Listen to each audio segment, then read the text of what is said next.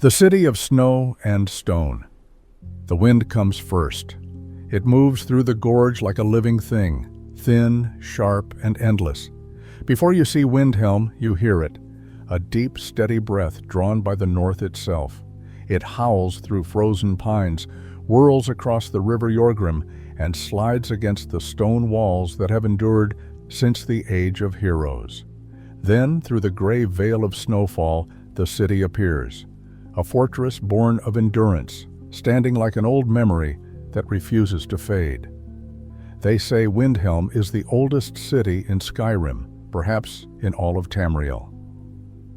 It was here that Chos Ysgramor, the Harbinger, planted his banner after crossing the Sea of Ghosts with his 500 companions. Here, his warriors built the first stones of man's dominion upon the north. Windhelm is not merely a city. It is a declaration carved into the earth, a promise whispered by those who refuse to kneel to the cold. The walls rise straight from the cliff, black and immense, their surfaces layered with frost and smoke. Icicles hang like blades from their ramparts. Snow drifts against the gates, each flake glimmering briefly before melting against the iron. The gates themselves, twin slabs of oak and steel, bear carvings of wolves and runes so old their meaning is lost even to the priests of the Nine. When they open, the sound is not a creak but a groan, like mountains shifting under their own age. Inside, the streets twist in slow, uneven turns, each one narrower than you expect, as though the city itself is protecting something hidden. Torches line the walls, their flames guttering in the wind. Shadows move slowly here, drawn out by the flickering light. The air carries the smell of burning pine, of metal and oil, of snow that has lived too long without melting. Everything feels heavy, deliberate, ancient. Windhelm does not simply exist, it endures. The people of Windhelm are shaped by the same frost that builds upon their rooftops. Their eyes are pale, their words few, their backs straight from years of lifting more than they could bear. In this city, silence is a form of speech. It is not emptiness, but discipline, the language of those who have learned that breath itself must be rationed in the cold. A traveler once wrote that Windhelm is a city that loves you only after you stop expecting it to. There is truth in that. Those who come seeking comfort leave quickly. Those who come seeking meaning tend to stay. Because beneath the hardship lies a strange serenity, a peace that comes from knowing you cannot bend the world to your will, but you can endure it with grace. To the east, the river Jorgrim cuts through the city like a frozen scar, glimmering faintly under the pale sun. Its waters flow from the high mountains of Eastmarch, winding through snowfields and stone, until they meet the Sea of Ghosts. In the early mornings, when the ice is thick enough to walk upon, fishermen test its strength with long poles, their breath hanging in clouds above them. Beneath the surface, the river still moves, slow, invisible, persistent. It is a fitting mirror for Windhelm itself, frozen on the surface, alive beneath. Above it all towers the one palace of kings, that monolith of stone and history. It rises at the city's northern edge, built upon the very foundations Ysgramor himself is said to have laid. The walls of the palace are engraved with reliefs of battles long forgotten, men locked in combat with elves, dragons swooping above the plains, and warriors kneeling before their ancestors. Inside its great hall, the air smells of ash and old mead, of iron and oaths. The hearth never truly dies there. Its flame is eternal, or so the stewards claim. Even in the quietest hours of night, a faint glow lingers in the coals, like the memory of kings who refused to fade. The Nords who pass beneath its shadow speak the name of the palace with reverence, though not without sorrow. It is both home and tomb, a monument to the glory of Skyrim and the burden that glory brings. From its throne, countless rulers have looked down upon this city and called it theirs. But in truth, Windhelm belongs to no one. It belongs only to time. There are moments on certain mornings when the light cuts through the snowfall in thin golden strands. It strikes the stone and scatters like dust, illuminating the frost on windowsills and rooftops. For a breath, the city glows. Children pause their games in the snow to watch it. Merchants stop counting their coins. Even the guards, cold and stoic in their armor, glance up as if remembering that beauty can exist even here. And then the moment passes, and Windhelm returns to its silence. There is a lesson in that, one the Stoics might have recognized. That beauty, like warmth, cannot be forced to remain. It visits when it will, and departs when it must. To live well is not to hold it, but to let it pass through you. To accept the cold without bitterness, the silence without fear. At night, the sound of the city changes. The clatter of boots fades, the forges go quiet, the market sleeps. Only the wind remains, whispering between the eaves, rattling shutters, and sighing through the alleys. From somewhere deep within the palace, a horn sounds, low, distant, ancient. It echoes across the river, bounces against the cliffs, and dissolves into the snow. It is not a call to war nor to prayer, but a remembrance that this city has endured ages of both. Those who lie awake during such nights often say the wind carries voices, fragments of old songs, battle cries, the laughter of the long dead. Perhaps it is imagination, or perhaps it is the city itself remembering. For if any place could hold memory beyond life, it would be Windhelm. Its stones have seen too much to forget. In the southern district, near the city gates, a Byakuso candle burns behind a window of frosted glass. Inside, a woman mends a fur cloak by the hearth. Her hands are rough, her eyes tired, but she hums softly as she works. A lullaby older than the empire itself. Outside, her breath fogs the air as she hangs the cloak to dry. In that single act, small, unremarkable, lies the essence of Windhelm. Not in its kings or battles, but in its quiet endurance. The city survives because its people do.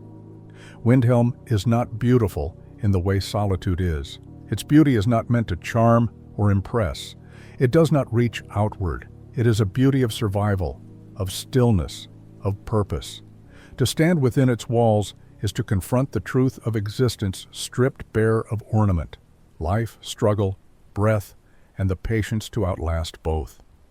Some say the cold here hardens the heart, but perhaps it only reveals what was already within it. A man who seeks warmth will find only struggle. A man who seeks truth will find reflection. For in Windhelm, the world does not soften itself for you. It asks that you meet it as it is.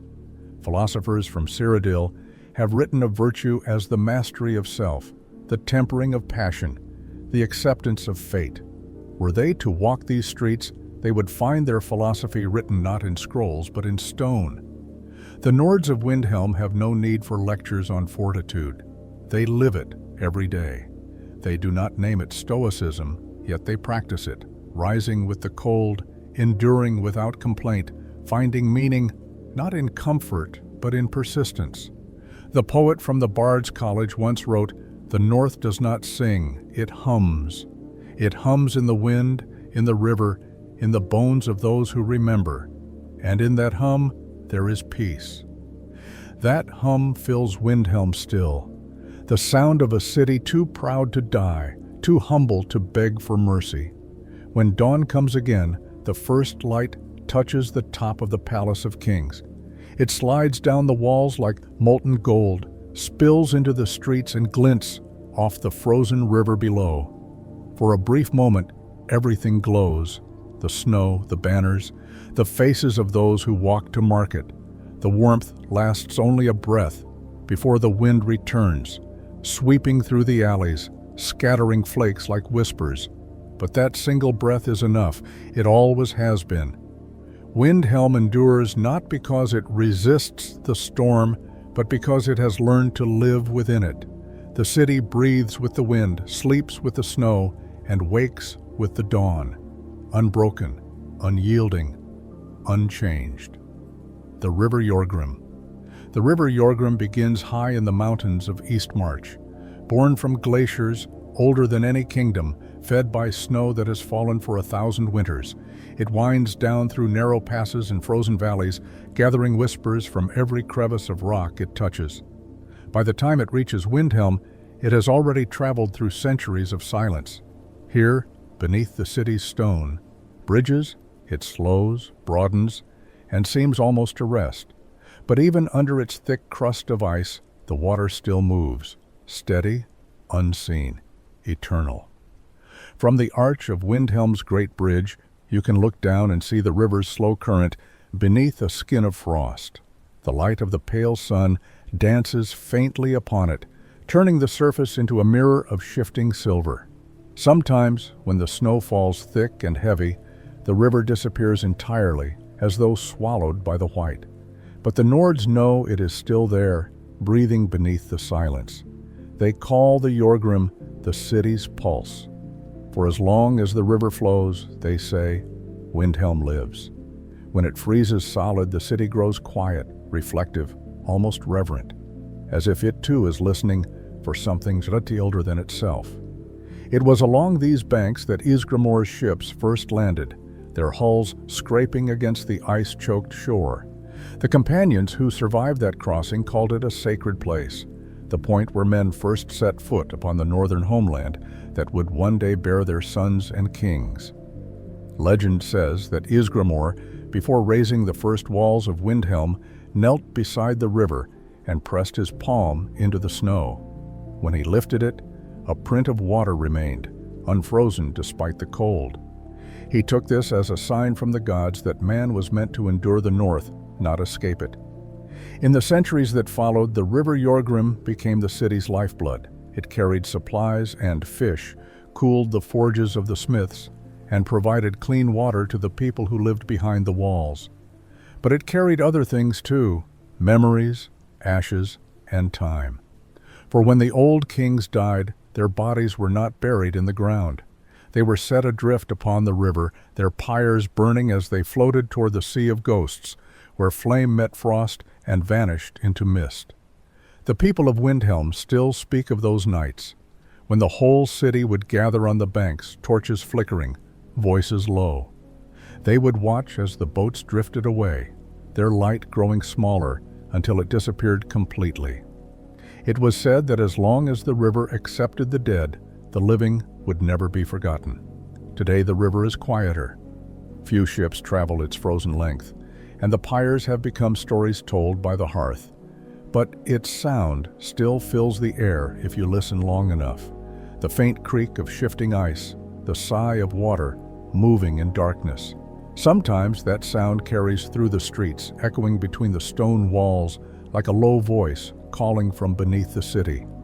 It is a comforting sound, though it speaks of impermanence. For the people of Windhelm, it is a reminder.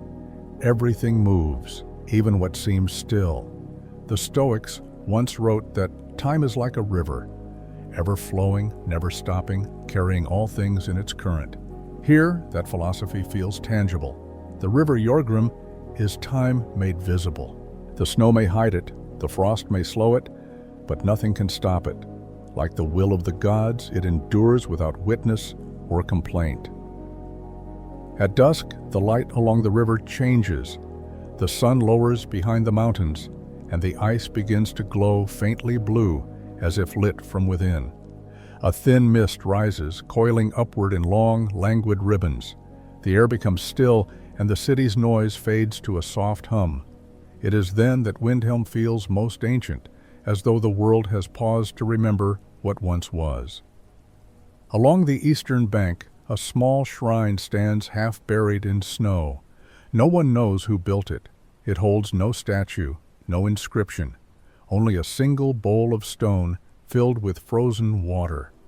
Every few days, someone places fresh pine branches there, or a coin, or a carved bone charm. It is an unspoken ritual, one that no priest commands. The people say it is an offering to the river itself, to the spirit of the current that carries their lives forward. A fisherman once explained it to a traveler, saying, "We do not pray for the river to be kind, we thank it for being itself." And that, perhaps, is the essence of their wisdom, to accept the world as it is, not as one wishes it to be. The river does not favor or punish, it simply flows. And in its indifference lies a quiet kind of mercy. In the deep of winter, when the cold is fiercest, the Jorgrim becomes a bridge of its own. Children run across it, laughing as their boots crunch against the ice. Hunters drag their sleds laden with meat. And at night, when the stars are sharp and bright, the ice glows faintly in their light, a mirror to the heavens. It is said that those who walk upon the frozen river must tread lightly, for beneath the surface, the souls of the departed drift along the current, unseen but ever present. If you listen closely, you can almost hear them, a hum, faint and distant, blending with the whisper of the wind. To the Stoic, this might be called the music of impermanence, the harmony of change itself. For just as the river holds both life and death, the present holds both memory and forgetting. To live well is not to resist that truth, but to flow within it. There is a bridge that spans the river at the city's heart, connecting the palace to the market square. It is older than any other structure in Windhelm, built of black stone bound with frost. The carvings along its edge have been worn smooth by centuries of wind, but one symbol remains clear, a spiral representing the turning of the ages, carved by a hand long dead. When snow settles upon it, the spiral seems to vanish. When the wind blows, it returns. A simple reminder that nothing disappears, only changes its form. From that bridge, you can see the reflection of the city in the water below. On calm days, the image is perfect. The walls, the torches, the faint glow of the Palace of Kings mirrored in liquid glass. But when the wind rises, the image shatters. The reflection breaks into 1,000 fragments, each carrying a piece of the whole, and then, slowly, it reforms, never identical, yet never lost. Perhaps that is how history moves, breaking, reforming, changing shape, but always flowing towards something unseen. Once during the war, when the Empire's banners marched through Eastmarch, soldiers tried to cross the Jorgrim by force. The ice gave way beneath them, swallowing men, armor, and horses alike. When spring came, the river returned them, one by one, polished clean by the current, their swords rusted to dust. The people of Windhelm took it as a sign. The river, they said, defends its own. No one commands the Jorgrim, not kings, not conquerors, not even the gods. Such stories still echo among the elders, told quietly in mead halls and over fires. Each tale ends the same way. The river flows on. Empires rise, banners fall, names fade. But the current remains. To resist it is to drown. To move with it is to live. At twilight, when the last light leaves the sky, the river becomes a dark ribbon threading through the snow. Lanterns flicker along its banks, their reflections trembling on the ice.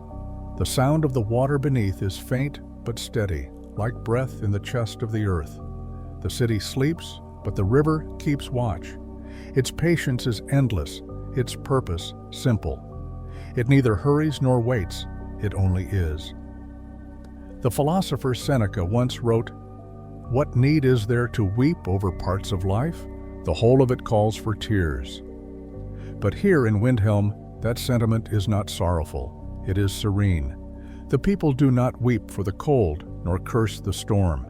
They see in both the shape of endurance the proof that life persists even when the heart slows. The river is their teacher, their mirror, their reminder that to endure is to be alive. When dawn returns, the first thing it touches is the river. The light catches on the frost, scattering across the ice like sparks from a hidden forge. Steam rises where the current moves fastest, curling upward in golden mist. From the bridge, you can see the whole of Windhelm reflected there. The walls, the palace, the silent rooftops, the sleeping streets. It is as if the city itself is looking into its own reflection and finding calm in what it sees. For all its coldness, the river Yorgrim is not cruel. It asks nothing but recognition. It moves without judgment, carries without complaint, and reminds all who live beside it that permanence is an illusion.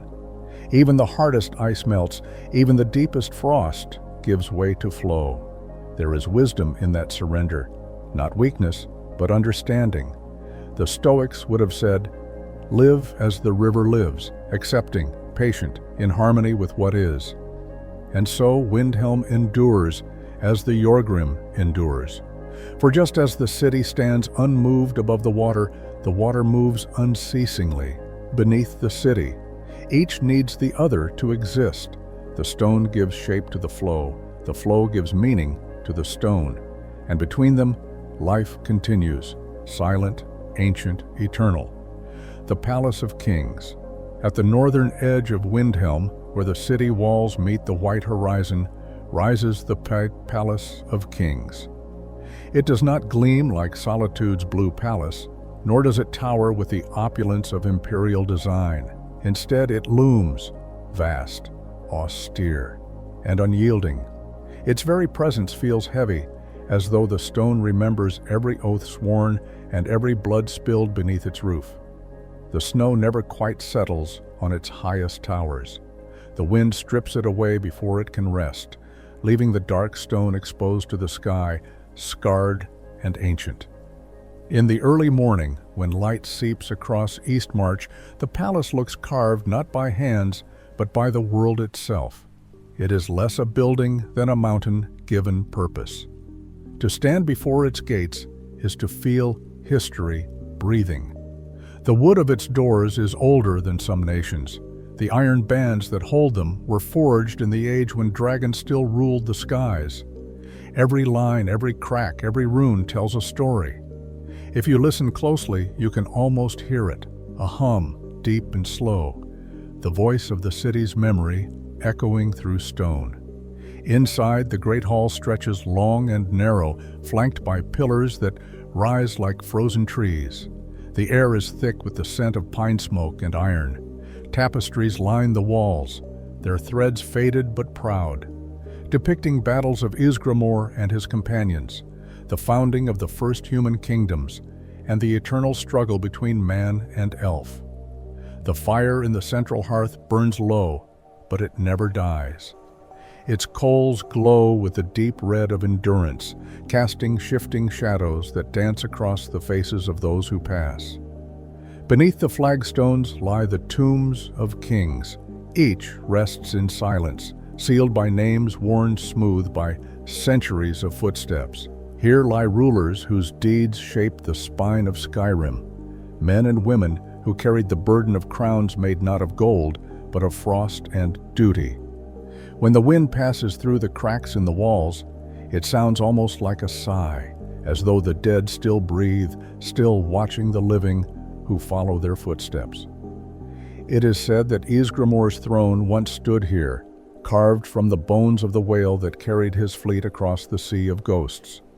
No trace of it remains, though the legend persists, a symbol of strength drawn from endurance, not from conquest. In its place now stands the seat of Ulfric's Stormcloak, a simpler throne of dark stone and iron, cold to the touch even when the fire burns high. Ulfric does not sit easily upon it. No one ever has. The throne of Windhelm is not a comfort, it is a test. Every ruler who has claimed it has felt its weight, not upon their shoulders, but upon their conscience. For this city does not forgive weakness, nor does it forget pride. Those who serve in the palace walk softly. Their boots echo across the marble floors, fading quickly into the high rafters. Even in daylight, the hall feels dim, not for lack of torches, but because the shadows here are old. They cling to the walls like memories reluctant to fade. Every sound of the crack of wood, the shuffle of armor, the faint whisper of a cloak seems amplified, as if the air itself listens. At night, when the fires burn low and the city sleeps, the palace takes on another life. Guards patrol its corridors, their lanterns casting brief circles of gold upon the stone. Sometimes they claim to see figures at the edge of the light, shapes dressed in old armor, silent and watchful, perhaps ghosts, or perhaps the echoes of kings unwilling to leave their posts. For in this hall, history is not dead, it waits. There is a chamber to the east of the throne room, sealed to all but the Jarl and his advisors. It holds the Chronicle Wall, a slab of black marble engraved with the names of every ruler to have sat upon the throne of Windhelm. The earliest names are carved deep and true. The later ones grow shallower, less certain, as though the carver's conviction waned with each passing age. Some spaces remain blank, not yet filled, but waiting. Each ruler knows their name will one day join the wall. It is not vanity, but inevitability. The stone remembers what men forget. There is a strange comfort in that certainty, the stoic kind. To be reminded that all things end, even the reigns of kings, is to be freed from the illusion of permanence. A wise ruler does not cling to power. He tends it as one tends a fire, knowing it will one day burn itself to ash. In the upper chambers, where the cold bites sharper, there are narrow windows that look out over the city and the river beyond. From here, Windhelm appears eternal, smoke rising from chimneys, banners swaying in the wind, the faint glimmer of ice catching the light. But to the one who watches, it is not majesty they see, but fragility. Every wall, every roof, every street is built upon centuries of endurance. It could crumble, as all things can, yet it does not. That is Windhelm's quiet defiance. It persists not through force, but through faith in itself. The Stoics would call that inner discipline, the strength that does not shout, but simply remains. Ulfric, for all his fire and fury, understands this truth in his own way. He fights not only for Skyrim, but against the slow erosion of identity, against forgetting. In that sense, he is both king and philosopher, though he would never use the word. Still, there are those who whisper that the palace feels colder since the war began, that the fire burns lower, that the shadows have deepened. Some say the spirits of old kings are restless, that they stir when the sound of the Thu'um shakes the hall. Others say it is simply the burden of division weighing upon the stones. For Windhelm has always been a mirror of its ruler's soul. When the king is calm, the city breathes easily. When he is torn, the streets tremble. There are nights when Ulfric stands alone in the great hall, his back to the fire, his eyes fixed upon the far doors. He says nothing, but those who have seen him describe a look that is neither pride nor sorrow, but something quieter, contemplation. He knows that every decision he makes will echo beyond his lifetime. And yet, he also knows that in the end, history will move on, indifferent and vast as the river outside. That is the paradox of kingship, to act with conviction while knowing one's actions will soon be washed away by time. The Stoics would call it the test of reason, to lead not for legacy, but for duty, and to accept that even duty fades. At dawn, the palace shifts again. Light spills through the high windows, striking the pillars and igniting the dust in the air like drifting embers. The sound of footsteps returns, servants, soldiers, advisors. The hall warms slightly, though the cold never fully leaves. It lingers, a reminder that comfort is temporary, but purpose is not. A young steward lights the torches along the walls. Each flame catches slowly, like thought becoming will. He pauses for a moment before the throne, just long enough to bow his head, not in worship, but in respect. For in this place, reverence is not demanded. It is earned.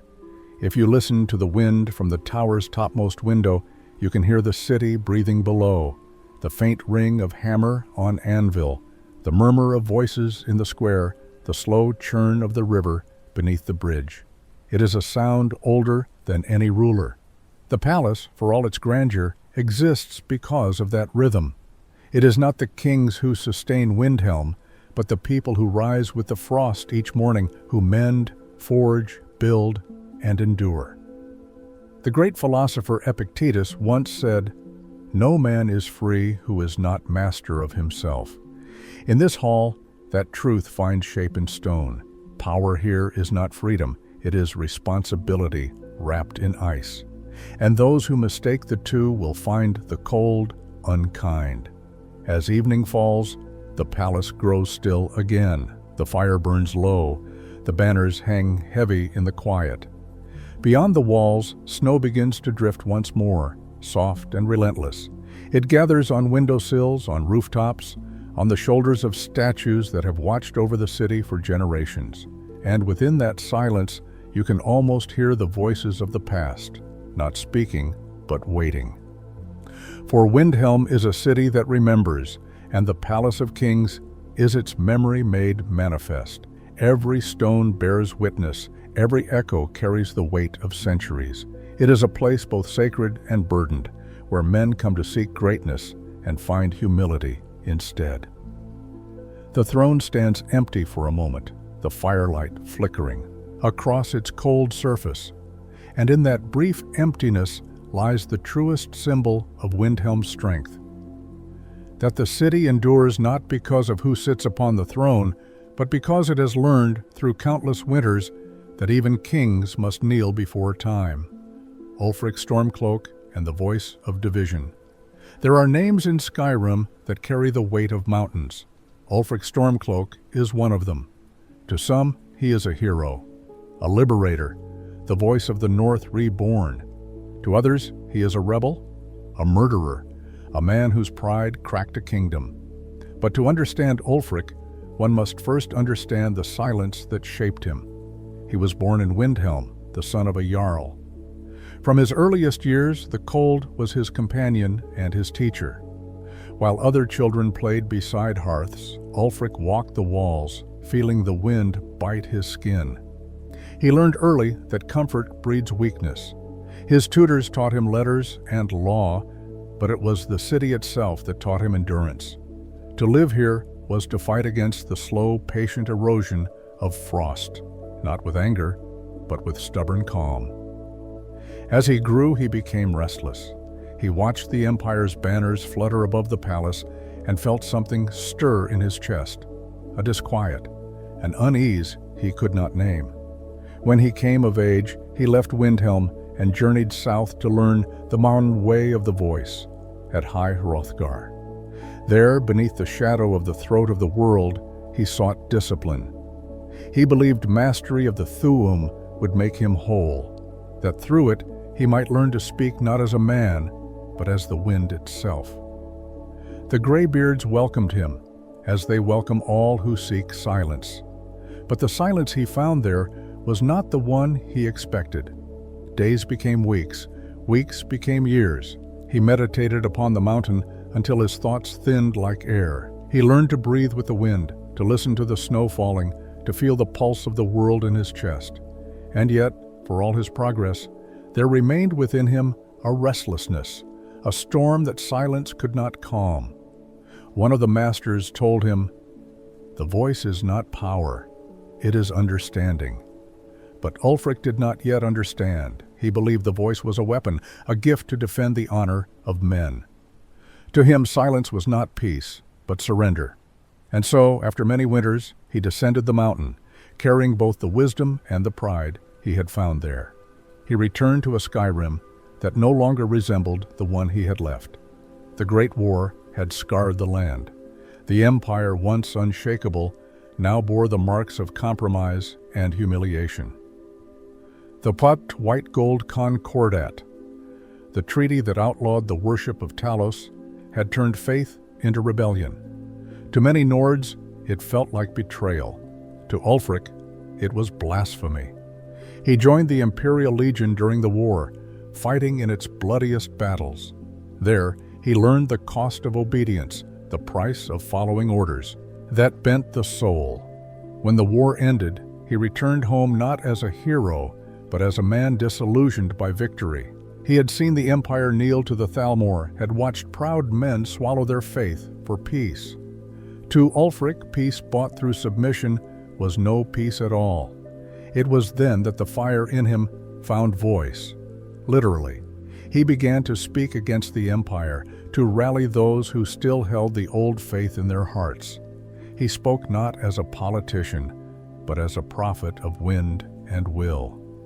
His words stirred men like storm clouds. They followed him, not because he promised victory, but because he reminded them of themselves, fierce, flawed, unbroken.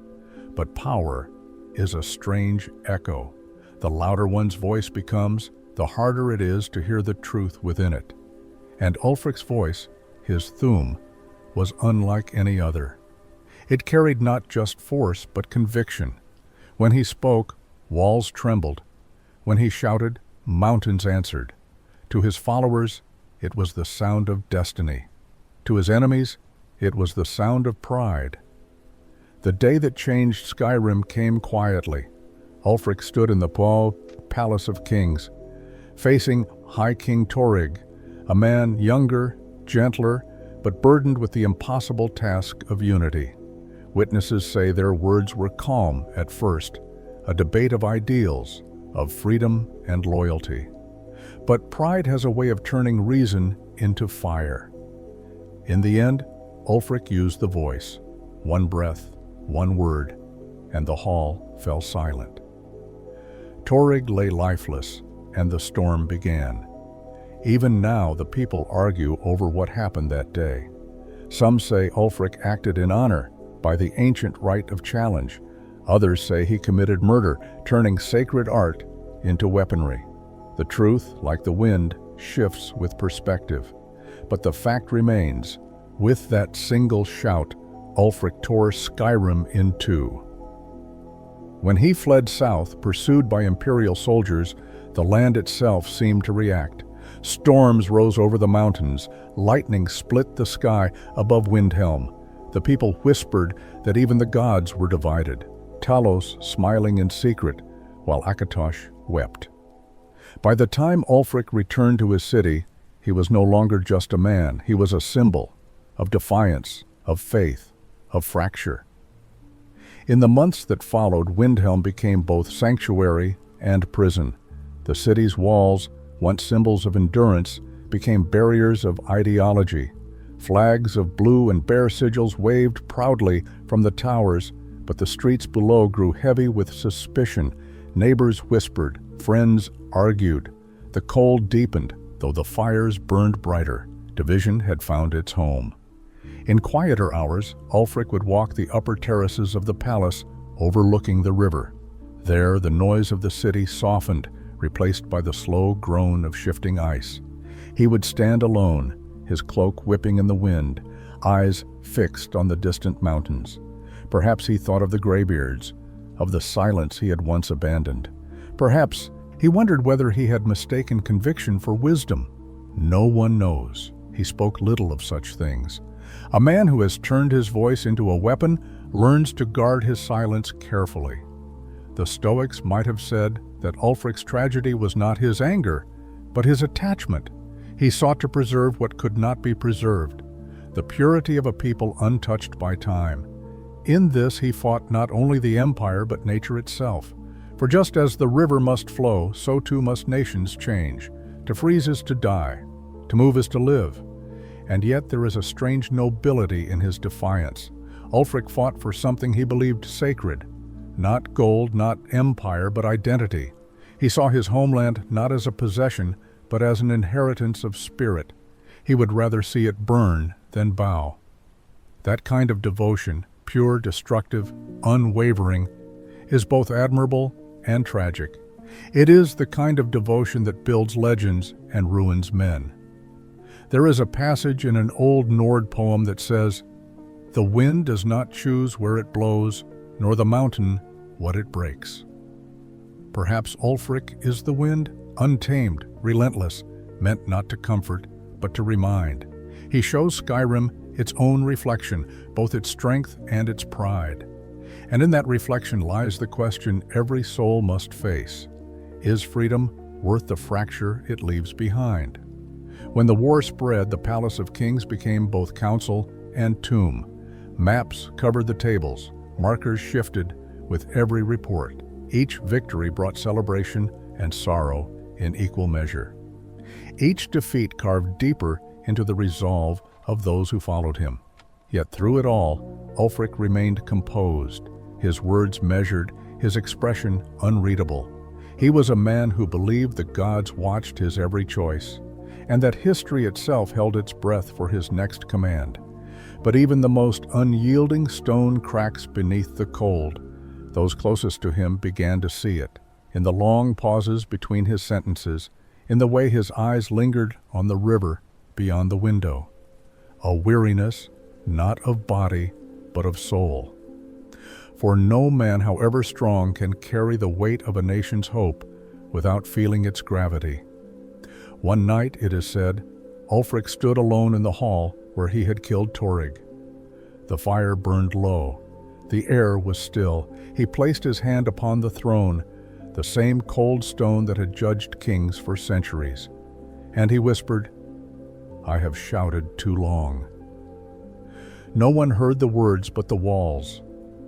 And perhaps that was enough. For the palace, like the man, remembers. In that moment, perhaps he understood what the graybeards had tried to teach him, that true power lies not in the voice, but in the silence after it. That mastery is not command, but restraint. That a storm cannot last forever, no matter how fiercely it blows. Now, the wind still moves through Windhelm streets, carrying his name like a chant and a curse alike. Children learn it as part of their history. Elders speak it with the tone of prayer or warning. The city he ruled still bears his mark, divided, enduring, proud. His story is carved into its walls, not as triumph or tragedy, but as both. For in Ulfric's Stormcloak, Skyrim saw itself, noble and flawed, steadfast and stubborn, brilliant and blind. The Stoics would say that the greatest test of a man is not what he conquers, but what he can bear. Ulfric bore much: pride, love, loss, belief. But in the end, perhaps the hardest thing to bear was himself. Windhelm still stands, the river still flows, the banners still rise and fall in the endless northern wind, and somewhere, beyond the veil of time and history, the echo of his voice still lingers, not as a shout, but as a whisper carried by snow. The people of the East March. When the wind rises from the sea of ghosts, it does not stop at the palace walls. It moves through every alley and courtyard, every tavern and marketplace, touching the lives of all who call Windhelm home. For all its history of kings and warriors, this city breathes through quieter souls: the smith, the baker, the watchman, the mother by the fire. These are the people of the East March, whose lives build the rhythm that no crown can command. At dawn, when the sky is still pale and uncolored, the Waas market square begins to stir. Snow is swept from wooden stalls, barrels are rolled across the cobblestones, and the scent of frost-bitten apples mingles with that of smoke and mead. Merchants call to one another in voices roughened by cold. A woman from Kynesgrove lays out hides from the night's hunt. A fisherman from the Jorgrim sells frozen trout by the bundle. Every trade here is a conversation with the weather, a constant negotiation between labor and endurance. Children chase one another through the square, their laughter rising like the rare sound of bells. Guards watch from their posts, wrapped in furs, their spears tipped with frost. No one scolds the children for playing. In a city like this, joy is a form of courage. And when a snowflake lands upon a child's mitten, it is treated with the same reverence another might offer a coin, a brief gift from the sky, already melting, already gone. Near the market stands Candlehearth Hall, its windows glowing gold against the blue morning. The tavern's name comes from the hearth at its center, a fire said to have burned since the day Windhelm was founded. Every traveler who enters feels its warmth, and for a few precious moments, the cold outside becomes a story rather than a presence. Here, Nords, Dunmer, and wanderers alike sit together, bound not by politics, but by the simple need for heat and food. An old bard plays a slow tune upon a worn lute. The melody drifts above the murmur of voices, wrapping the room in something soft and human. It is not a song of war or kings, but of winter's patience, of waiting, working, surviving. One verse lingers in the air. When the fire burns low, feed it not with wood, but with will. The listeners nod, not because they understand poetry, but because they live it every day. At a corner table, a blacksmith drinks his ale in silence. His hands are scarred from years at the forge. He knows the city's every rhythm, the ring of hammer on steel, the hiss of water as hot metal meets cold. He has forged swords for soldiers, nails for builders, and hinges for doors that will last 100 winters. He does not call himself an artist, yet his work shapes the city more than any banner ever could. Across the square, a woman sells candles molded from tallow and beeswax. Each flame she lights is a small defiance against the dark. When asked if she fears running out of wax, she laughs softly and says, "The bees do their part, so must I." It is an answer as old as Windhelm, simple, practical, stoic in its grace. To live here is to participate in the great dialogue of survival, one act of endurance at a time. The East March folk do not speak much of philosophy, but they live by it. Their virtue is quiet, expressed in the way they mend before they replace, build before they boast, endure before they despair. Every repaired boot, every patched cloak, every log carried through snow is a small hymn to perseverance. They do not call it stoicism, but it is the same truth: to do what must be done without complaint. There is a story told among the traders of the square of a man named Hraldir, a courier who carried messages across the Pale through storms that would have stopped even the wolves.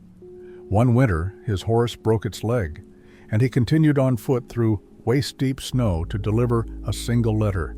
When asked later why he risked his life, he said, "Because the message was not mine to lose." It is a simple answer, but in it lies the soul of Windhelm, duty without applause. In the evenings, when the work is done and the city dims into twilight, people gather in small circles, at the tavern, at the smithy, in the narrow alleys between their homes. They share stories, not of victory, but of endurance. A winter survived, a child recovered from fever, a harvest that lasted longer than expected. Each tale is a reminder that survival itself is worthy of song. The great wars and legends belong to kings, but the rhythm of life belongs to them. Beyond the market, near the eastern gate, stands the guard barracks. Inside, the men and women who keep the peace sit polishing armor, speaking little. Their lives are a cycle of vigilance and monotony. They know every sound the city makes: the creak of a tavern door, the distant clang of the forge, the whistle of wind through the gatehouse. When something is amiss, they sense it like a change in the weather, but they are not hardened. They are simply awake to the constancy of danger. One guard, an older man with frost in his beard, once said, "The trick is not to love the city for what it gives, but for what it survives."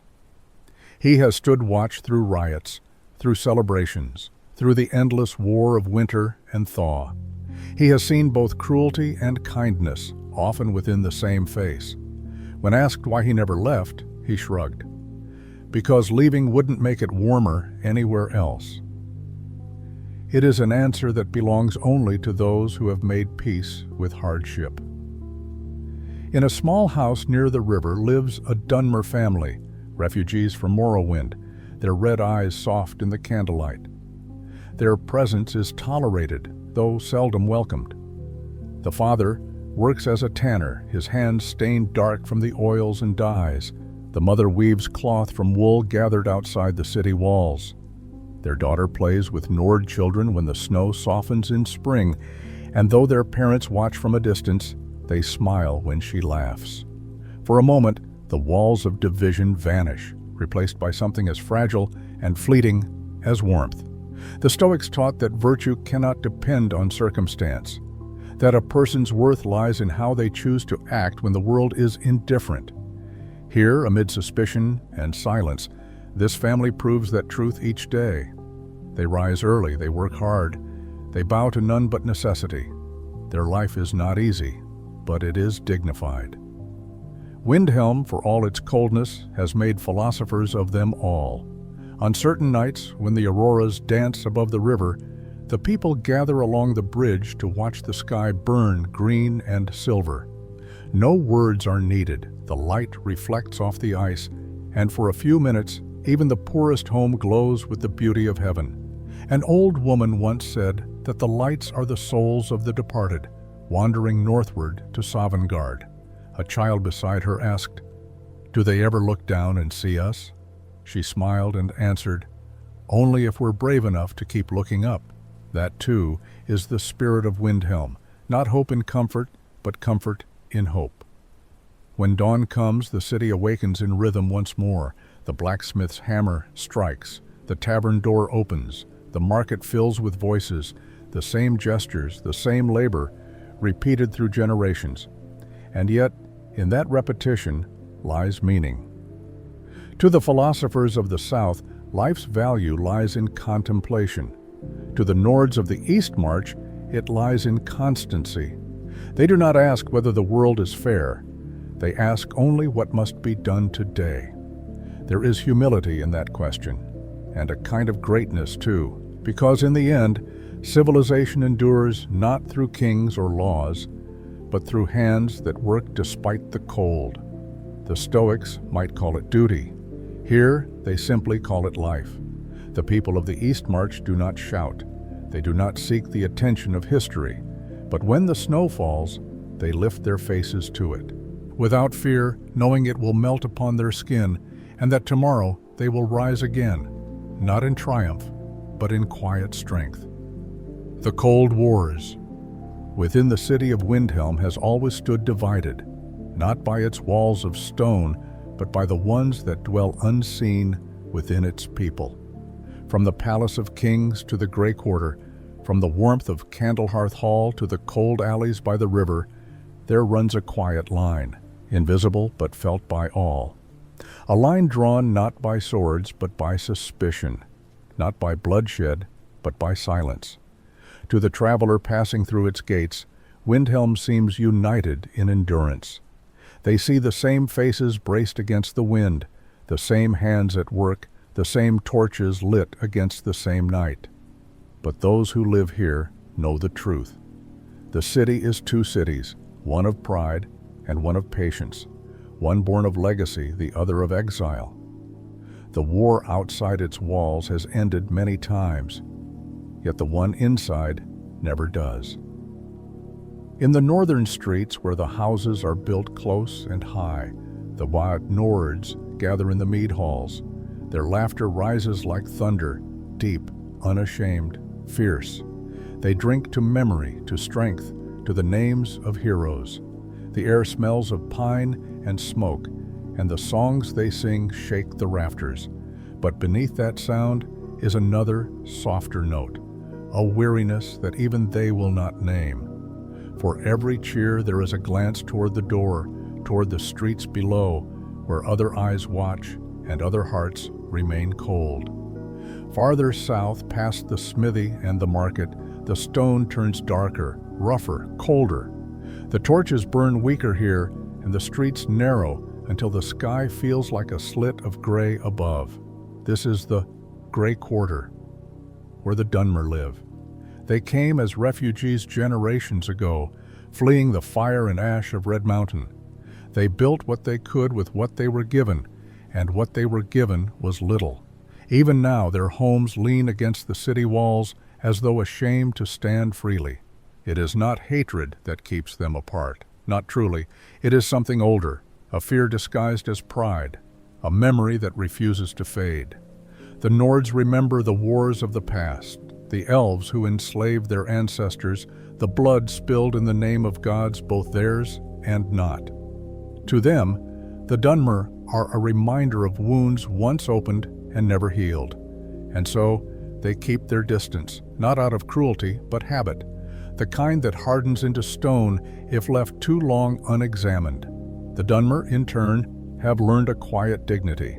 They do not shout, for shouting gains them nothing. They do not fight, for battle would confirm every fear the Nords already hold. Instead, they work, tanning hides, weaving cloth, tending fires that will never warm them. They walk with lowered heads, but their eyes burn with a calm defiance, the fire of those who have endured too much to care what others call them. In the Grey Quarter, voices sound. Different. They are softer, slower, as though the air itself listens. Children play near the walls, their laughter muffled by snow. An old Dunmer woman sells bread baked from ground roots and salt, her hands cracked by cold. When asked if she misses Morrowind, she says, "A home is not a place, it is the act of staying." There is wisdom in that, the kind the Stoics might have envied. For what is philosophy but the art of remaining at peace in an unkind world?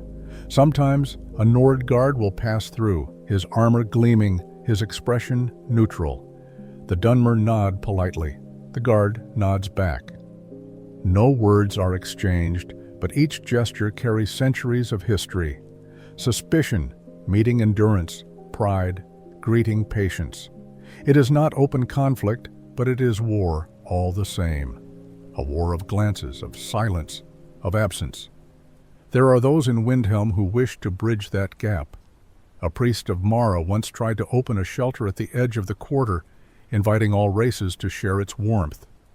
For a time it worked, until the donations stopped and the hearth grew cold. The priest left quietly one morning, his robes dusted with snow.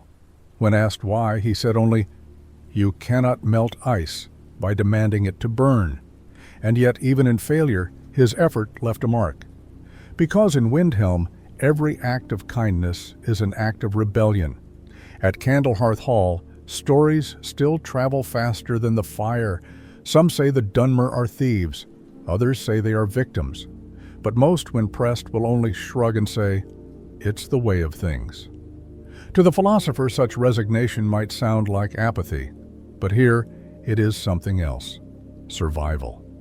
For in a city where winter never truly ends, peace is not built by victory, but by endurance. The Stoics taught that anger clouds reason, that to see clearly one must look without passion. In Windhelm, that lesson takes the shape of daily life. People work beside those they distrust, buy bread from those they avoid, share walls with those they refuse to know, and still the city endures. Not because it is united, but because even in division it refuses to break. In the evenings, when the snow falls thick, the sounds of the two halves mingle. From the north comes the deep rhythm of drums, the echo of song. From the south, the soft hum of prayer in a language not born of Skyrim. The wind carries both and weaves them together until they are indistinguishable, one long sigh rising into the cold.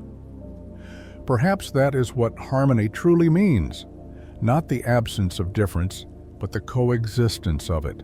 A Dunmer philosopher once said, "We do not seek to be accepted, only to be seen." That sentiment lingers in the air of Windhelm, unspoken but felt.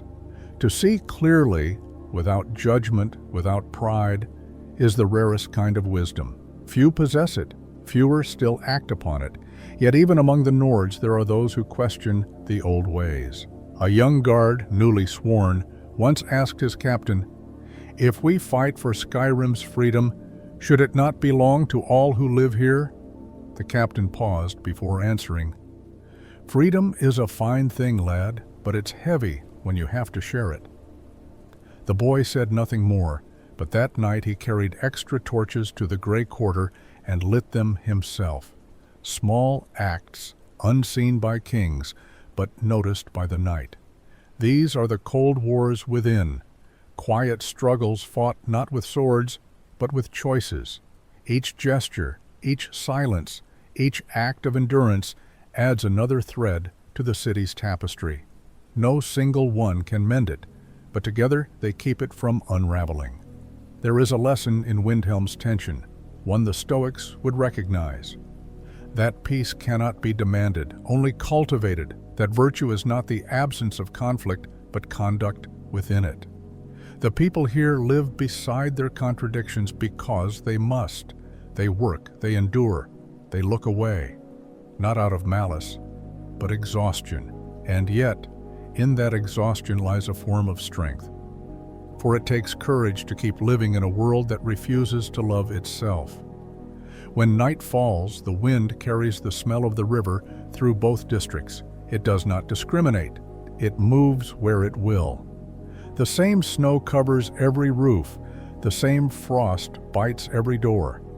And in that equality of cold, perhaps there is a quiet kind of justice, a reminder that all who breathe must one day share the same silence. The Grey Quarter. There is a part of Windhelm where the snow falls slower, as if even the storm hesitates to disturb its silence. The streets here are narrow, the walls close, the air heavy with the scent of smoke and tanned leather. The stones underfoot are dark, not because of the night, but because of the years that have pressed upon them. This is the Grey Quarter, the southern heart of Windhelm, where the Dunmer live. It is not a name they chose. The Nords gave it, and it stayed, like frost on a window that never melts. But among themselves, the Dunmer call it Velindar, the enduring place. A small comfort perhaps, but a truth nonetheless, for they have endured through fire, through exile, through a history that has forgotten their kindness, but remembers their difference.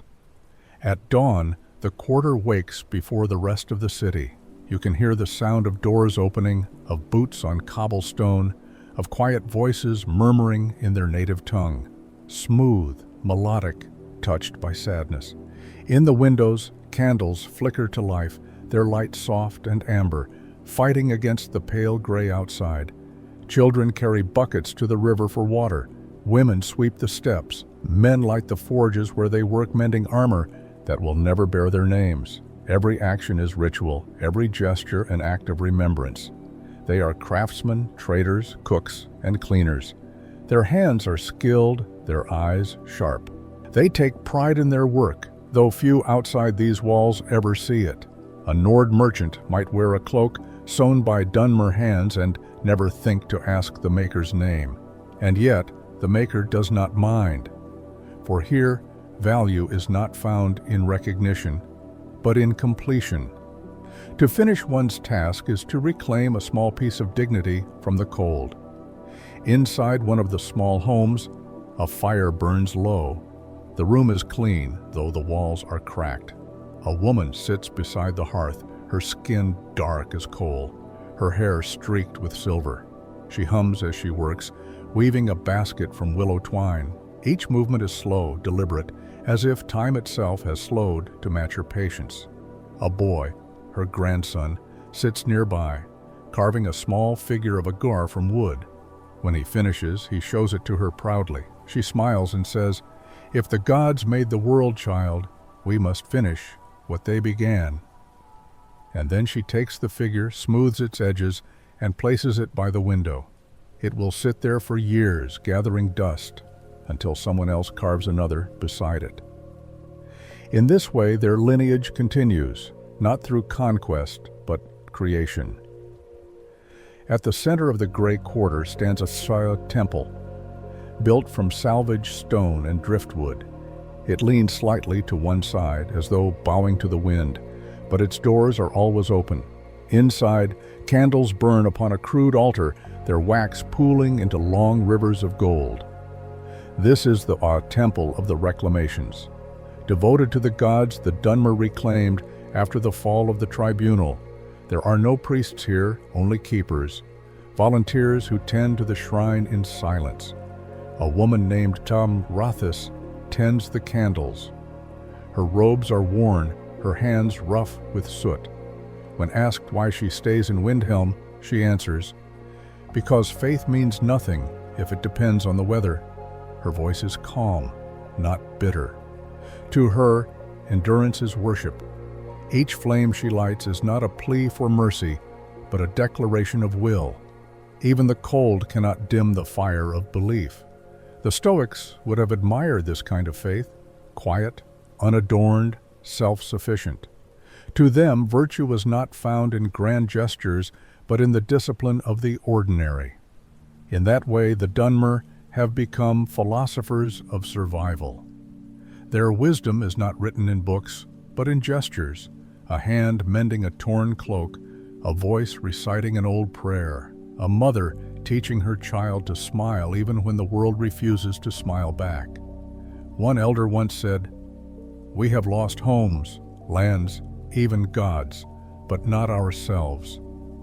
His words echo the Stoic conviction that what is within cannot be taken by what is without. The world can burn, and yet the spirit may remain unscorched if one chooses it so.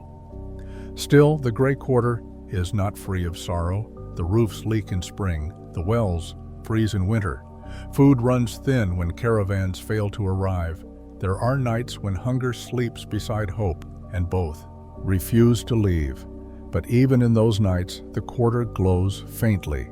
Candles in every window, the scent of spiced stew drifting from every home. It is a defiance without noise, a kind of prayer written in steam and breath.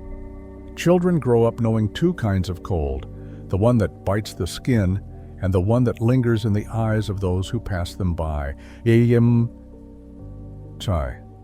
Yet they also grow up knowing laughter. They race through alleys, sliding on ice, their boots scattering snow. Their games echo off the walls, and for a moment, the quarter feels younger than the city that holds it. Perhaps that is what immortality looks like. Not the escape from hardship, but the ability to laugh within it. Every week, traders from the market visit to buy what the Dunmer make. Hides tanned to soften, tunusk, cloaks dyed in deep red and black, jewelry shaped from ash glass. The trades are brief, polite, but rarely equal. A coin less here, a shrug there. Still, the Dunmer do not protest. They have learned that resentment is a luxury. To them, patience is wealth, and pride a debt too heavy to carry. One trader, a Nord woman named Astrid, once said after years of business with them, "They never haggle, not because they are meek, but because they already know what their work is worth." And in that understanding lies a quiet strength that no law or prejudice can undo. In the evenings, the quarter changes, the forges cool, the lanterns dim, and a hush settles like falling snow. Families gather around their small fires, sharing stories from the homeland, of red mountains and endless ash fields, of gods who walked as men in cities made of light. The younger ones listen wide-eyed, trying to imagine a world so far from this frozen stone. But as the elders speak, they do not weep for what was lost. They speak with reverence, not regret. Because memory, for them, is not a wound, it is an inheritance. One of the stories tells of Vivek, who once said, "When trapped between two worlds, build a bridge of your own bones." The children laugh at the strangeness of it, not realizing they are living that very truth, that their lives, their persistence, their quiet creation of meaning are the bridges upon which the future will walk. Outside, the snow falls again. It gathers in corners, upon windowsills, in the hollows of roofs. The air grows still, save for the crackle of distant fires. From the temple, a soft chant rises, not in defiance, but in gratitude. Each voice joins another, weaving a harmony so faint that it could be mistaken for the wind. The words are old, but their meaning is simple. We endure, therefore we are. It is a song the Stoics would have understood, because endurance, when chosen freely, becomes more than survival. It becomes wisdom. And wisdom, when lived quietly, becomes a form of peace. When dawn breaks again, the Grey Quarter awakens to another day. The children run to the river, the workers to their tools, the keepers to their fires. The cycle begins anew, patient as the turning of stars. Outside its walls, the rest of Windhelm stirs. kings and guards and merchants rising to their own routines. But here, life continues not in imitation, but in affirmation. To live, to build, to hope, even in exile. This is their rebellion, their prayer, their philosophy. And if one listens closely as the sun rises over the ice-bound river, one might hear it, a hum, low and steady, like the breath of the city itself. It is not the sound of war, nor of pride, but of persistence. The gray quarter singing in silence, reminding all who hear that even in the coldest place, the heart can still burn. The Temple of Talos. In the center of Windhelm, tucked between the market and the river, stands a building older than the rebellion itself. Its walls are rough, its roof heavy with snow, its doors carved with symbols worn smooth by countless hands. No banners hang here, no guards stand watch, and yet all who pass know its name, the Temple of Talos. It is not grand. It has no gold, no marble, no choirs. The light that fills it is not divine, but the simple light of day filtered through frost-covered windows. And yet, for the Nords of Windhelm, there is no holier place in all of Skyrim. Because here, belief has survived what law has tried to silence. When you step inside, the air changes. It feels heavier, not with incense, but with memory. The stone floor is cold underfoot, and the scent of smoke and pine lingers in the corners. At the far end stands a statue, its face half-shadowed, half-lit by candle flame. The god it depicts once walked as a man. Talos, the dragon-born emperor, the ascended hero who became the ninth of the divines. To worship him is to defy the empire. To kneel here is to declare allegiance not to kings, but to conviction. The faithful come quietly. They do not sing. They do not preach. They simply light candles and whisper prayers that are more like promises. A mother for her son in the army, a blacksmith for the strength to work another day, a soldier for forgiveness. Each voice joins the stillness, and the stillness accepts them all. A priest named Jorah tends the temple. She is old, her hair white as frost, her hands trembling slightly as she replaces the candles. When asked why she continues despite the Concordat's ban, she smiles faintly and says, "The Empire forbids the name of Talos, but they cannot forbid breath, and as long as we breathe, we remember." Her faith is not loud. It does not need to be. It lives in the quiet repetition of her duties, lighting, cleaning, tending, acts so small that even the Thalmor could not see them if they tried. The Pato white gold concordat, signed after the Great War, declared the worship of Talos heresy. The Thalmor demanded obedience, and the Empire, weary of war, gave it. In Cyrodiil, the statues of Talos were torn down, his name erased from altars. But in Windhelm, they remained, not because of politics, but because of memory. Here, faith is not a matter of decree, but of identity. To be Nord is to believe, not because it is commanded, but because it endures. When Ulfric speaks of freedom, he often points to this temple. To him, it is proof that Skyrim belongs to its people, not to treaties written in marble halls far to the south. But even without his words, the temple stands as rebellion incarnate. Each candle lit beneath its roof is an act of defiance wrapped in prayer, and yet the temple's greatest power is not in its defiance, but in its serenity. It does not shout against oppression, it simply refuses to forget. In the evenings, when the city quiets and the snow falls thicker, the faithful gather. They do not form rows or kneel in unison. They stand scattered across the floor, each in their own silence. The sound of the wind outside merges with their breathing, and for a moment, it feels as if the whole city is holding its breath. Then, one by one, they speak, a few words each, no sermons, only gratitude. Thank you for strength. Thank you for the cold that keeps us awake. Thank you for the silence that makes us listen. These are not prayers to be answered, but acknowledgments of what already is. The Stoics taught that prayer should never ask for what we lack, but for the wisdom to use what we have. In this temple, that teaching takes form. The people do not ask Talos to change the world. They ask only to remain unbroken within it. The Thalmor have visited Windhelm before. Their presence casts a long shadow, even after they leave. They wear smiles colder than the snow outside, their questions soft as knives. They never stay long. The people watch them go, their faces unreadable, their hearts unmoved. Later, in the taverns, they say nothing of it. There are no speeches, no anger, only the quiet understanding that faith, like ice, is strongest when unseen. Jorah once said to a frightened acolyte, "Do not fear them. A thing that can be forbidden was never holy to begin with." Her words lingered long after she spoke them, because here, holiness is not in the gods' favor, but in the human will to keep believing. The Stoics would have called it ataraxia, the unshakable calm that comes from within, untouched by circumstance.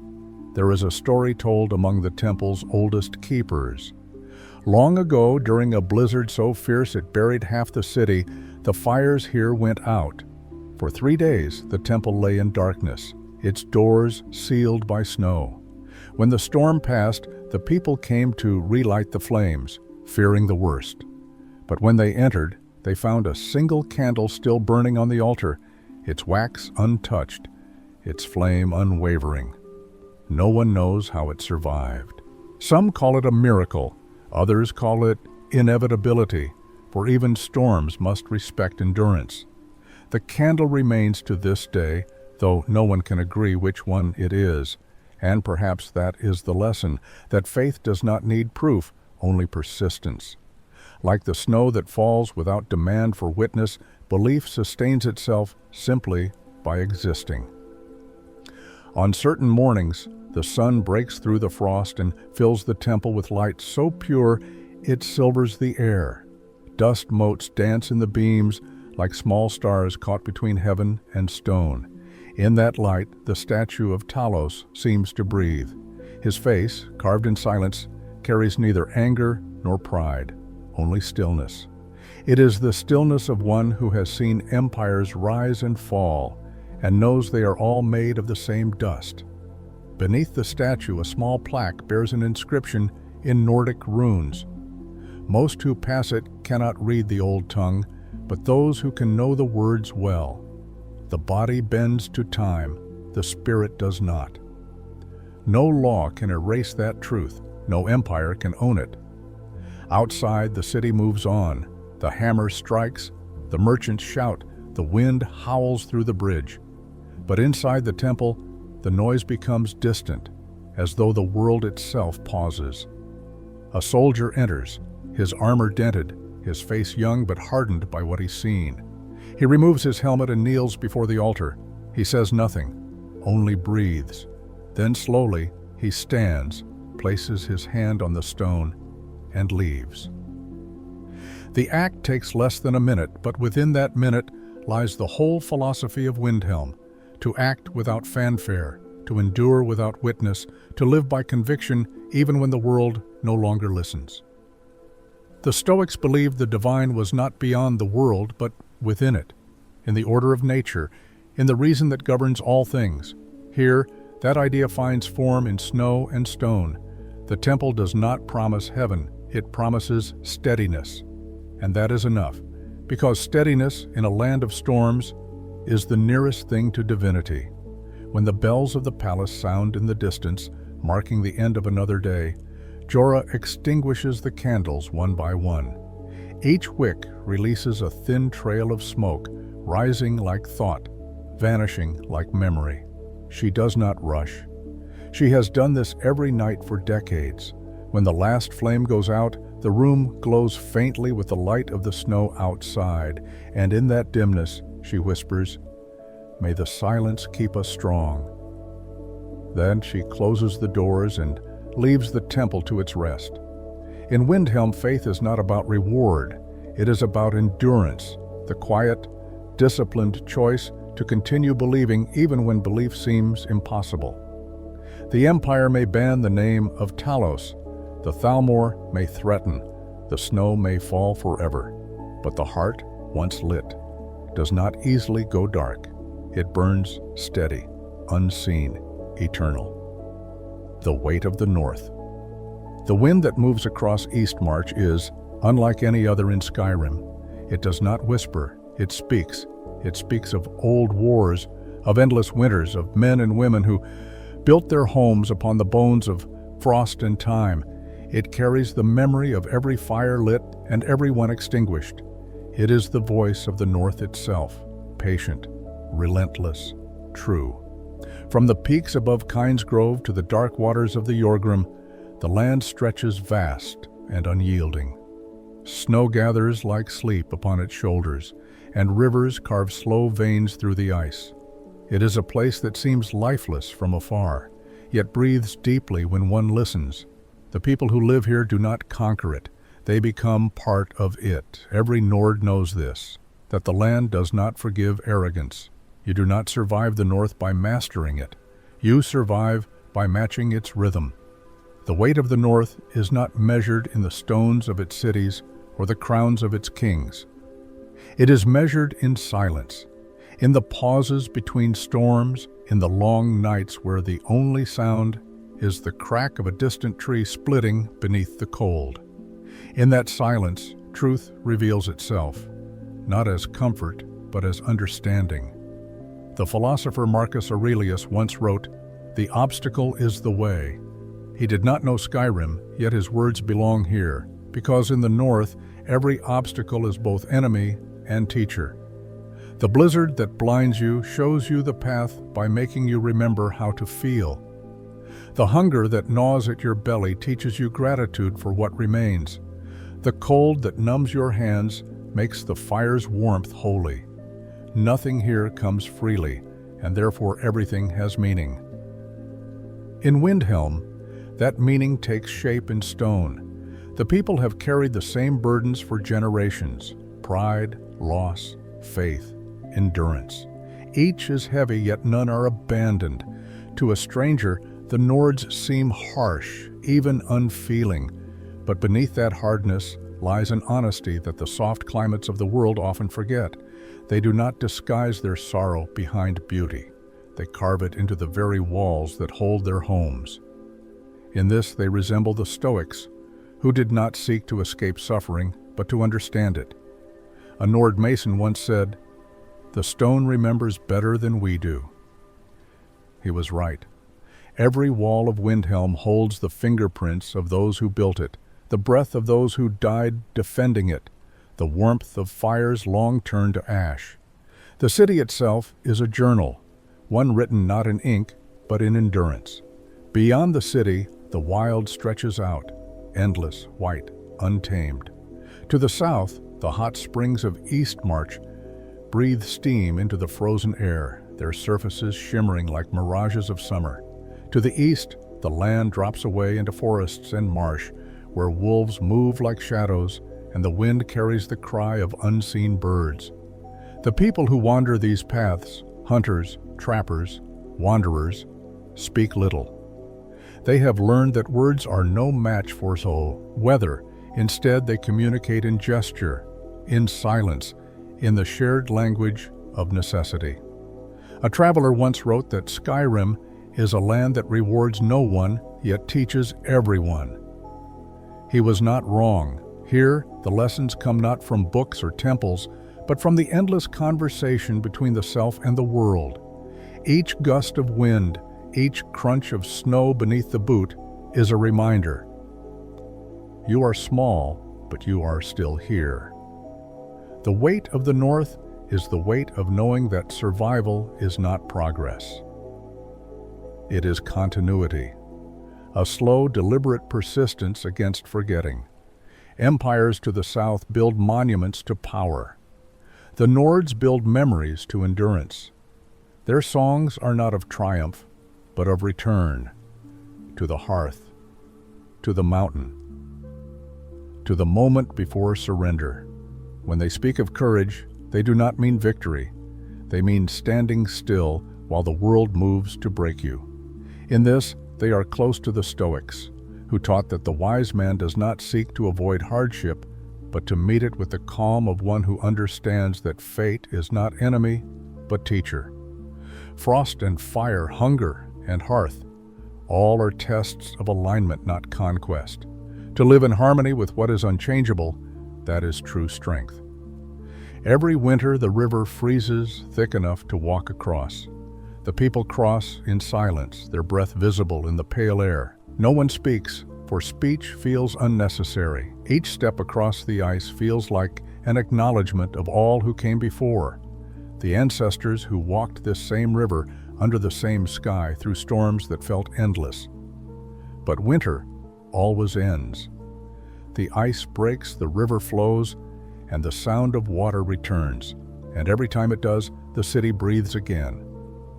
A philosopher might call this impermanence. A Nord would call it life.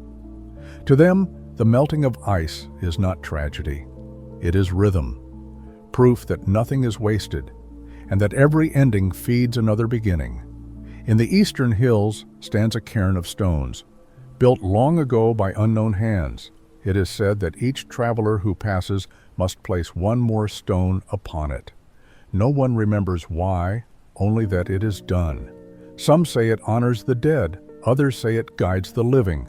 But the truth is simpler. It reminds those who walk alone that others have walked before them, that in this land of solitude, no one is truly the first, nor ever the last. The Stoics believed in sympathia, the interconnectedness of all things. In Eastmarch, this principle lives not in words, but in habit. Every hunter who spares a doe, every child who lights a candle, every traveler who adds a stone, all take part in a chain of continuity that spans centuries. It is not faith. It is participation in the quiet order of the world. There is a saying in Windhelm, "We carry the cold so others may find the warmth." It is spoken by smiths, guards, even beggars, not as poetry, but as understanding. To endure hardship willingly is to create shelter for others, a father who labors through snow so his children may eat, a guard who stands through the night so others may sleep, a healer who keeps the fires burning through plague and frost. These are not heroes by name, but by temperament. They embody what the Stoics called arete, virtue in action, measured not by what one says, but by how one lives. In this sense, the weight of the North is not a burden to be escaped, but a mantle to be worn. It shapes the back, straightens the spine, hardens the hand. It teaches that freedom is not the absence of hardship, but the courage to face it without resentment. As twilight falls, the sky turns the color of iron. Snow drifts from the rooftops, settling upon the statues, the bridges, the river below. The city glows faintly in the fading light, gold within gray, warmth within endurance. A horn sounds from the palace walls, long and low, echoing through the valley. It is not a call to arms, but to remembrance. For in Windhelm, memory is both shield and wound. The people close their doors. Fires bloom in every window, and for a brief moment, the weight of the North feels lighter, not because it has lessened, but because it is shared. The Stoics would say that the wise man accepts the world as it is without complaint or praise. The Nords would answer that acceptance is not surrender, but strength. They do not ask for mercy from the cold, nor pity from the gods. They simply live. And in living, they prove a deeper truth, that peace is not warmth, but harmony with the frost. When dawn comes, it comes suddenly, the horizon blooming in silver light, the snow sparkling like countless mirrors. The river gleams, the walls of Windhelm shine faintly blue, and the air hums with the sound of a new day. It is not a day different from the last, but it is theirs, and that, in the north, is enough. The eternal city of snow. There are mornings in Windhelm when the world feels ancient, not because of its ruins, but because of its silence. The snow falls in slow spirals, the light soft as breath. From the towers to the river, from the forge to the temple, everything glows faintly blue beneath the dawn. It is in these hours, before the noise of life returns, that the city shows its true face. Not proud, not defiant, but eternal. Windhelm has stood longer than memory. It was old when the empire was young. It was strong when dragons ruled the skies. It will remain, long after the names of kings and conquerors fade like footprints beneath the snow. For it was never built merely of stone. It was built of endurance, the one element no storm can erode. The river flows beneath its bridge, slow and silver. The sound of the water is steady, like the city's heartbeat. Ice clings to the edges, shifting, whispering, but never stopping. Above it, banners move lazily in the wind, the bear of Windhelm, the sigil of the north. They fray with years, but they never fall. They are reminders that nothing here remains perfect, and that perfection is not the point. A philosopher once wrote, "A man who seeks to be unbroken will never learn to bend." The Nords of Windhelm understand this without words. They bend daily, to the wind, to the snow, to the hardships that would have crushed lesser hearts. But bending is not breaking. It is survival with grace. If one walks through the streets at dusk, when the air glows faintly with frost, you can see life in motion like a long, slow ritual. A blacksmith closing his forge, his arms black with soot and sweat. Children chasing one another across the frozen stones, their laughter piercing the stillness like a song. A Dunmer woman lighting a candle in her window. A guard standing watch upon the bridge, silent but certain. All of them, threads in the same tapestry, woven tighter by the cold. The Palace of Kings rises at the far end, its towers cutting the sky. From a distance, it looks like a crown half buried in snow. Within its halls, the fire burns low but steady.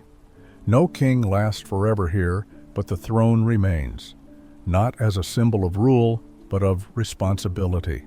Because in Windhelm, leadership is not measured in power, but in the willingness to bear the cold for others. The Stoics believed that the universe is neither kind nor cruel. It simply is. To live well, they said, is to move in harmony with that truth. Windhelm is the embodiment of that philosophy, carved in ice and stone. It does not resist its nature, it accepts it, and through that acceptance, it endures.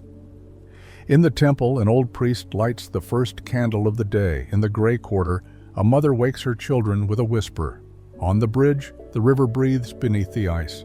None of them know it, but together they form a pattern, a quiet rhythm that has pulsed for centuries, a proof that existence, repeated with care, becomes sacred.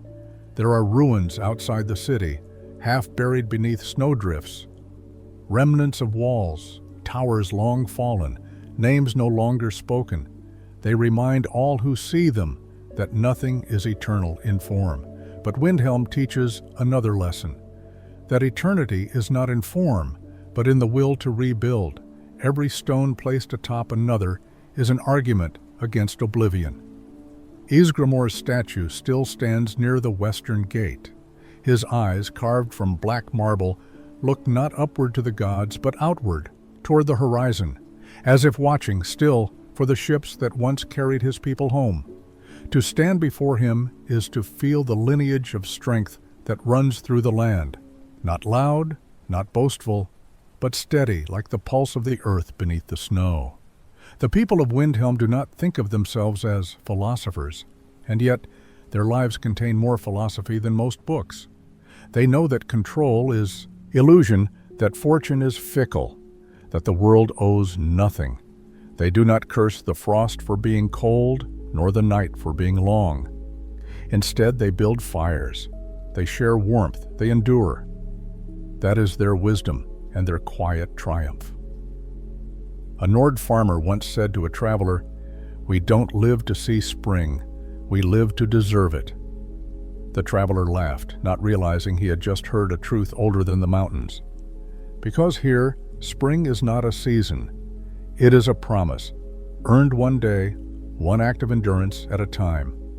When storms sweep through the valley and snow blots out the sky, the city grows quiet. The walls vanish into the white, the streets disappear, and only the sound of the wind remains. To stand in that moment is to understand the heart of the North, that there is peace in surrender, that stillness is not emptiness, and that the world, even in its harshness, is complete. The Stoics would have called it acceptance. The Nords call it strength, but they mean the same thing, to find calm, not after the storm, but within it. At night, when the auroras rise, the city glows from above and below. The lights shimmer across the sky like rivers of green fire, and their reflections dance upon the frozen Jorgrim. It is as if heaven and earth have met, the divine and the mortal sharing the same cold breath. Children press their faces to windows, elders close their eyes and remember. Some whisper that the lights are the souls of those who came before, watching to see if their descendants will remember what they taught. That survival is not mere existence, but the art of carrying meaning through time. As the night deepens, Windhelm sleeps. The fires dim, the voices fade, and the snow begins again, gentle, endless, forgiving. Each flake falls upon roofs, on bridges, on the river, and the temple alike. It hides the scars of the day, and in doing so, grants the city a kind of absolution. By morning, all will look untouched, as if born anew. That is the secret of the North. It is not that it forgets, it forgives through continuation. Every dawn is a mercy, every storm a cleansing, every act of endurance a prayer answered not by gods, but by the earth itself. In time, even Windhelm will fall, the stone will crack, the river will change its course, the snow will cover the last roof, but the idea of it, the spirit that built it, will not vanish. Because the soul of Windhelm does not belong to stone or to kings or to history. It belongs to the act of standing against the cold and saying, "I remain." That is its legacy. That is its truth. And as long as there are hearts that refuse to yield, the city of snow will never truly sleep.